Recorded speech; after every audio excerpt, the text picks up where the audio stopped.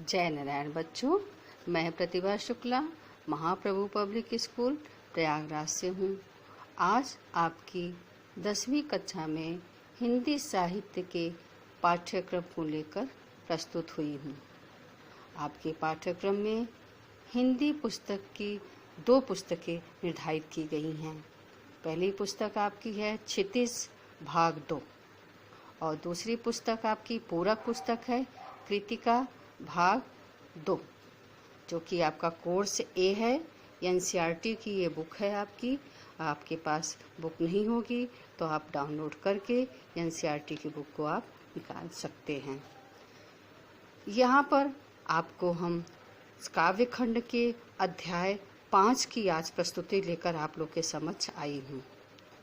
आपके क्षितिज में काव्य खंड गद्य खंड 2 खंडों में विभाजित किया गया है, जिसमें काव्य खंड का 5वां पाठ जो सूर्यकांत त्रिपाठी निराला जी के द्वारा रचित है।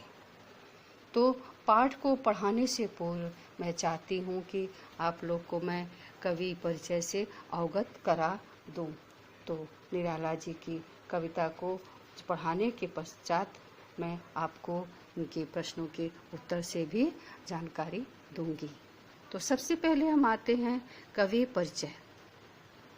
सूर्यकांत त्रिपाठी निराला जी का जन्म पश्चिम बंगाल की महिसादल रियासत में सन 1899 में हुआ। इनका परिवार मूलतः उन्नाव जिले का रहने वाला था। निराला की आरंभिक शिक्षा महिसादल राज्य में हुई। उन्होंने संस्कृत तथा अंग्रेजी घर पर ही सीखी। बंगाल में रहने के कारण उनका बंगला पर असाधारण अधिकार था। उन्होंने हिंदी भाषा सरस्वती और मर्यादा पत्रिकाओं से सीखी थी। कहा जाता है कि 14 वर्ष की आयु में ही इनका विवाह हो गया था। इनका वैवाहिक जीवन सुखी नहीं रहा। उन्होंने जीवन में मृत्यु के दुख को बड़े नजदीक से देखा था। युवावस्था में ही इनकी पत्नी की मृत्यु हो गई थी।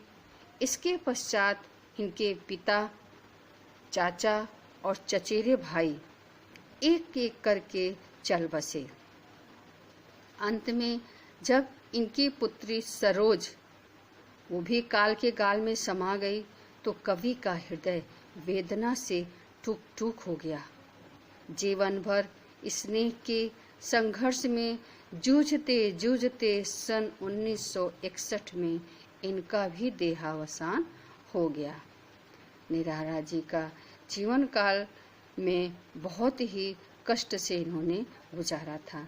जैसा कि आपने देखा कि किस तरह से इनके परिवार के एक एक करके चल बसे, तो इनका हृदय किस तरह से जूझ रहा था, संघर्षों से जूझ रहा था। तो देखते देखते सन 1961 में इनका भी देहावसान हो गया। अब हम आपको इनकी काव्य रचनाएं के बारे में बताते हैं। इनकी काव्य रचना जो है, जो काव्य खंड में इन्होंने लिखी है, उनके नाम इस प्रकार हैं: अनामिका, परिमल, गीतिका, तुलसीदास, कुकुरमुत्ता, अणिमा, नए पत्ते, बेला, अर्चना, आराधना तथा गीत गुंज उनकी अमर काव्य कृतियां हैं। कहानी संग्रह में इन्होंने लिखा है। कहानी संग्रह में इनकी रचनाएं हैं: लिली, चतुरी चमार, सुकुल की बीबी। उपन्यास संग्रह में इन्होंने लिखा है अप्सरा, अलका, प्रभावती, निरूपमा। निबंध संग्रह में भी इन्होंने लिखा है, जिसमें प्रबंध पद्य है। ये हो गई इनकी रचनाएं। अब हम आते हैं इनकी काव्यगत विशेषताओं पर। निराला जी की छायावाद के आधार स्तंभों में से एक हैं। उन्होंने प्रारंभ में प्रेम, प्रकृति, चित्रण तथा रहस्यवाद से संबंधित कविताएं लिखी। बाद में ये प्रगतिवादी धारा की ओर मुड़ गए। आपको हम बताना चाहते हैं कि छायावाद के 4 प्रमुख स्तंभ कवि हमारे माने जाते हैं, जिसमें सूर्यकांत त्रिपाठी निराला, सुमित्रा नंदन पंत, जयशंकर प्रसाद और महादेवी वर्मा हैं। तो ये प्रगतिवादी धारा की ओर मुड़ गए। तो प्रगतिवादी साहित्य के अंतर्गत इन्होंने शोषकों के विरुद्ध क्रांति का बिगुल बजा दिया। उनकी जागो फिर एक बार, महाराज शिवाजी का पत्र, झिंगूर डटकर बोला, महंगू महंगा रहा आदि कविताओं में शोषण के विरुद्ध जोरदार आवाज सुनाई देती है। विधवा भिक्षुक और वह तोड़ती पत्थर आदि कविताओं में उन्होंने शोषितों के प्रति करुणा प्रकट की है। उनकी प्रकृति संबंधी कविताएं अत्यंत सुंदर और प्रभावशाली हैं। उनकी बादल राग कविता में क्रांति का स्वर गूंजा है। उनकी जो बादल राग कविता है उसमें क्रांति का स्वर सुनाई देता है। अब हम आते हैं इनकी भाषा शैली। भाषा शैली में निराला ने भाव के अनुसार शिल्प में भी क्रांति की। उन्होंने परंपरागत छंदों को तोड़ा तथा छंदमुक्त कविताओं की रचना की। पहले उनका बहुत विरोध हुआ, परंतु बाद में हिंदी ने मानो उनकी लीक को अपना लिया। उनकी भाषा में संगीत का सरगम सुनाई देता है। उनकी बादल राग कविता मुक्त छंद होते हुए भी तबले की थाप सी गतिशील है। उन्होंने सामान्यतः संस्कृत निष्ठ शब्दों का प्रयोग किया है, अर्थात संस्कृत के शब्दों का इन्होंने अधिकतर प्रयोग किया है। भाषा के कुशल प्रयोग से ध्वनियों के बिंब उठा देने में से वे कुशल हैं। इस तरह आपको यहाँ पर हम ये बताना चाहते हैं, निराला जी की जो है हमारे हिंदी साहित्य के क्षेत्र में कर्मठ कवि माने जाते हैं, जिनका प्रयागराज में प्रमुख उनका स्थान माना जाता है। प्रयागराज में दारागंज में निराला जी की मूर्ति भी स्थापित है। यहाँ पर निराला निवास भी है और निराला जी हमारे हिंदी साहित्य के प्रगाढ़ कवि माने जाते हैं। तो हम एक उदाहरण के माध्यम से आपको बताना चाहते हैं। बादल गरजो घेर घेर घोर गगन धारा धार हो। यहाँ निराला जी की भाषा का प्रवाह दर्शनीय है। उन्होंने मानवीकरण अलंकार का प्रचुर प्रयोग किया है। वे हिंदी के दक्ष कवि माने जाते हैं। तो ये हुआ हमारे सूर्यकांत त्रिपाठी निराला जी का जीवन परिचय, कवि परिचय। अब हम आते हैं जो आपकी पाठ्य पुस्तक में जो कविता है, आपके यहाँ पर निराला जी की 2 कविता प्रस्तुत की गई है, जिसमें पहली कविता है उत्साह और दूसरी कविता है अट नहीं रही है।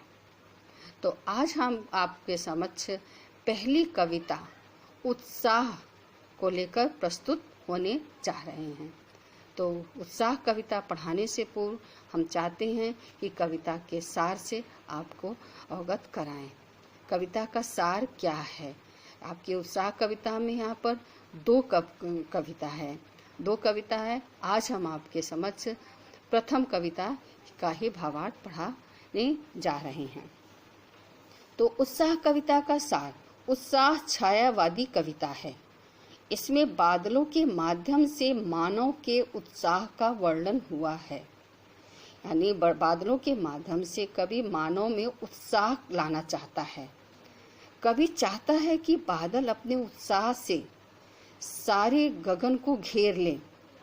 वह काले घुंघराले बालों से सज्जित होकर मन में विद्युत छवि को धारण कर ले। वह कवि के समान पौरुष की भावना से भर उठे और संसार को एक नए जोश से भर दे। वह ताप और पीड़ा से व्यथित, जो पीड़ा से और जो गर्मी से तप्त व्याकुल लोग हैं, उन्हें शीतल जल की वर्षा से संतप्त कर दे। वह गरज गरज कर अपना उत्साह प्रकट कर रहे हैं। इस तरह से अब आप लोग के समक्ष हम पहली कविता को प्रस्तुत करने जा रही हूँ। पहली कविता है हमारी बादल गरजो घेर घेर घोर गगन धारा धार हो। ललित ललित काले घुंघराले बाल कल्पना कैसे पाले। विद्युत छवि उर में कवि नव जीवन वाले। वज्र छिपा नूतन कविता फिर भर दो बादल गरजो।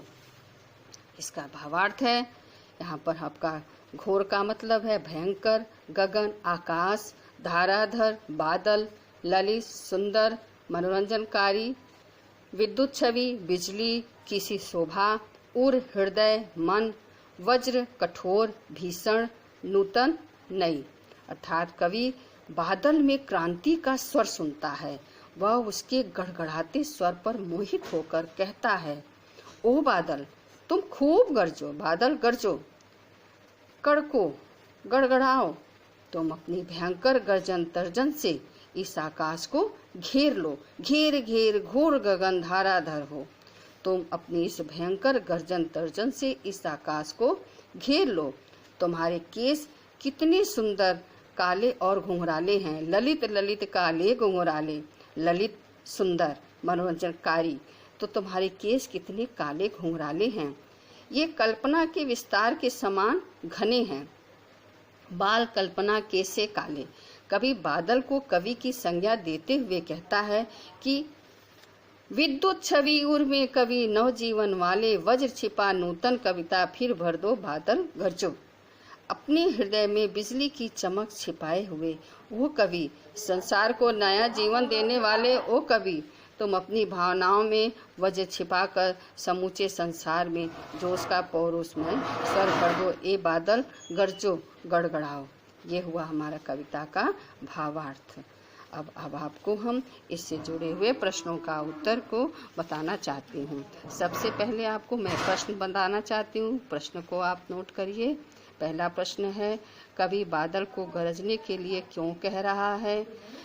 कवि बादल को गरजने के लिए इसलिए कह रहा है कि कवि बादल को गरजने के लिए इसलिए कहता है क्योंकि वह वातावरण में जोश, पौरुष और क्रांति चाहता है। निराला को बादल की गड़गड़ाहट बहुत ही प्रिय है। अब दूसरा प्रश्न है, आपकी दृष्टि में बादल किसका प्रतीक है और क्यों? तो हमारी दृष्टि में बादल पौरुष और क्रांति का प्रतीक है। क्यों? बादल के स्वर में जोश भरी गड़गड़ाहट है। वे वर्षा करके बंजर धरती को भी उपजाऊ बना देती है। अब तीसरा प्रश्न है, कवि बादल को क्या घेरने के लिए कह रहा है और क्यों? कवि बादल को पूरा आकाश घेरने के लिए कह रहा है। यह आकाश मानो धरती का संरक्षक है। क्यों?